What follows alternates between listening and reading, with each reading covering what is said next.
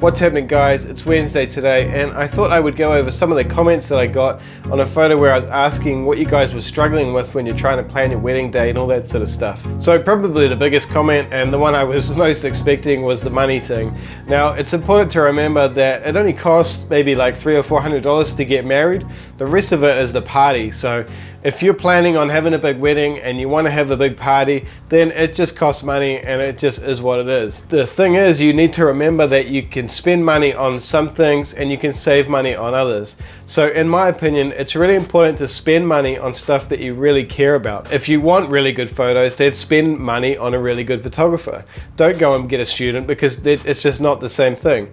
If you're not really fussed about photos, then just get your uncle to do it or something like that. Or a dress, you know, you can spend money on two different dresses that are the same, but one is made out of some crazy material and the other one is, you know, not as crazy material. And in reality, you're not going to see the difference in the photos. You may know when you're wearing it, but if it's a difference between $4,000 and $1,000, just spend money on things that you really care about, not what everybody else cares about. When you're looking at venues, you can do it yourself, like on a farm or in a barn or something like that, or you can go for a venue like Kumu Valley Estate or Carey Bay or whatever, any of those venues that are a wedding venue, and they do it all for you. The plus is that, like I said, they do it all for you. You don't really have to worry about decorations and food and alcohol and whatever. You just give them the money, turn up on the day, and then it's done. The downside is obviously it costs quite a bit of money, but you save a lot of time. So do you have lots of time, or can you spend a little bit of money? Think about it like that. A few people commented on they don't know where to start. That's a massive thing. You get engaged and, you know, it's all exciting, but you don't have any idea where to start. Now, probably the first three things you want to look at booking, and especially in a peak season, is your venue, your celebrant, and your photographer. Like from November to April, that's a crazy time, and people are booking out over a year in advance, depending on who you're looking at. So those three things, get onto those, decide what you want to do, and then you'll find that those three people will help with the rest of the stuff. You know, give you advice or recommendations or whatever in terms of anything else that you're looking for. But once you have those three things locked in, then you're pretty safe, and you're not going to worry about a lot of the other stuff, like the small little bits and pieces, for quite some time after, until the wedding's closer. The next most popular comment I got was about guest lists. Now, this is going to be a little bit of a touchy situation, but you know, you need to remember that weddings are a social event, and it's about the people. The people and the guests and you guys are the ones that make the wedding. The best weddings I've been to were the ones where everybody got on and everybody had fun and everybody deserved to be there. The funny thing is, as soon as you guys get engaged, all your workmates feel like they're going to get invited. All your distant relatives that you've never seen in 10 years are all expecting an invite, and you know, it just gets out of control really, really fast. So it's important to not get hung up on feeling bad about it and feeling guilty.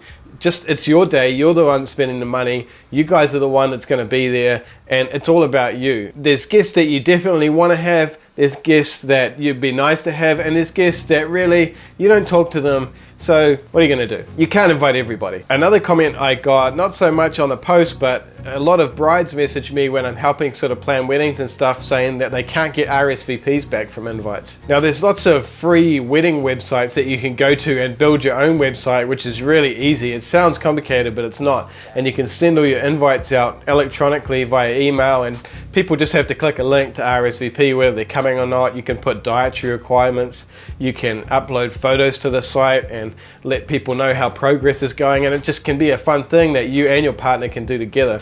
So have a look at that. I'll put some links below for some wedding websites that I'm talking about that you can check out. After that, there'd be seating plans. A lot of people commented on seating plans, and in my opinion, it's really good to just have the tables. You don't need to tell people individually where each person's going to sit. They're all adults, it's a social event, like I said, and people are going to move and people are going to mingle. Most people will put the family tables, so like mum and dads and aunties and uncles and the close family closest to the bridal table. It just makes it easier for speeches and things like that.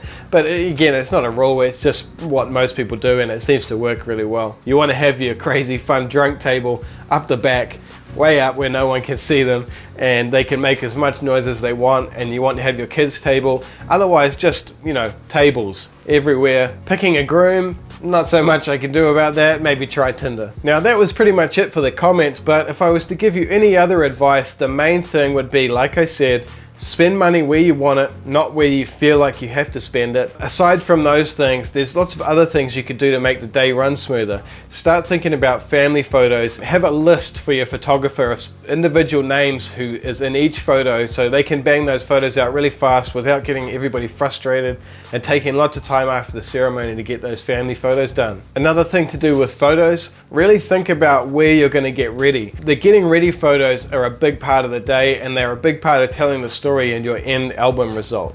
So think about where you're going to get ready and where you're going to go after the wedding.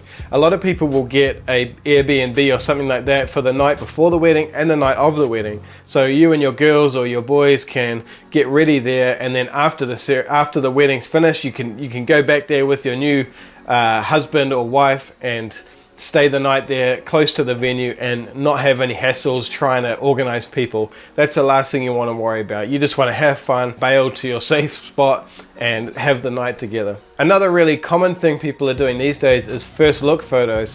What that is after you guys are both finished getting ready, you meet up in a spot, one of you guys walk up behind the other, tap each other on the shoulder, you see each other for the first time, and you have a really special moment where your emotions don't matter because there's no one looking at you, and it's just a really cool moment you can have. The other thing it means is that you can have all your bridal portraits with your whole bridal party before the ceremony, so that after the ceremony you can just hang out with your guests and mingle and have fun, and you don't have to go off site afterwards. It's not for everybody, but it's something to think about. And probably the biggest tip I can give you guys is that everything is changing, and some traditions are old school, and the reasons why they exist may surprise you, and some of them are just insane. So have the traditions that you want, have something that means something to you, and just remember it's your day. It doesn't have to go like every wedding does, and just really focus on what you want as a couple to get out of it, and just to have the most fun, relaxed, exciting day that you can have.